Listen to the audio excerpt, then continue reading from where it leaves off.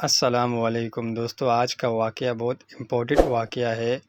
اس video کو پورا watch کر لیں، بیچ میں اسکپ نہ کریں۔ اگر ویڈیو اچھی لگی تو ویڈیو کو لائک کریں، شیئر کریں، سبسکرائب کر لیں۔ نبی کریم صلی اللہ علیہ وسلم سوئے یہاں تک کہ آپ کراٹے لینے لگے۔ پھر آپ نے نماز پڑھی اور کبھی راوی یوں کہا کہ آپ صلی اللہ علیہ وسلم لیٹ گئے، پھر کراٹے لینے لگے۔ پھر آپ صلی اللہ علیہ وسلم کھڑے ہوئے، اس کے بعد نماز پڑھی۔ پھر سفیان نے ہم سے دوسری مرتبہ یہی حدیث بیان کی۔ عمرو سے انہوں نے، قریب سے انہوں نے ابن عباس رضی اللہ تعالیٰ عنہ سے نقل کیا کہ وہ کہتے تھے کہ ایک مرتبہ میں نے اپنی خالہ ام المومنین حضرت میمونہ کے گھر رات گزاری تو میں نے دیکھا کہ رسول اللہ صلی اللہ علیہ وسلم رات کو اٹھے۔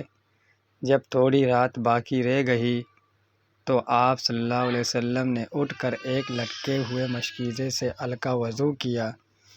عمرو اس کا ہلکا پن اور معمولی ہونا بیان کرتے تھے اور آپ کھڑے ہو کر نماز پڑھنے لگے تو میں نے بھی اسی طرح وضو کیا جس طرح آپ صلی اللہ علیہ وسلم نے کیا تھا۔ پھر آ کر آپ کے بائیں طرف کھڑا ہو گیا، اور کبھی سفیان نے ان یاسرا کی بجائے ان شمع کا لفظ کہا، مطلب دونوں کا ایک ہی ہے۔ پھر آپ صلی اللہ علیہ وسلم نے مجھے پیر لیا اور اپنی دائنی جانب کر لیا۔ پھر نماز پڑھی جس قدر اللہ کو منظور تھا۔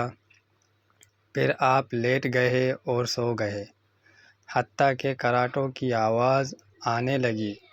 پھر آپ کی خدمت میں مؤذن حاضر ہوا اور اس نے آپ کو نماز کی اطلاع دی۔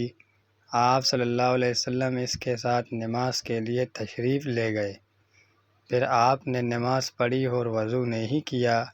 سفیان کہتے ہیں کہ ہم نے عمر سے کہا، کچھ لوگ کہتے ہیں کہ رسول اللہ صلی اللہ علیہ وسلم کی آنکھیں سوتی تھی، دل نہیں سوتا تھا۔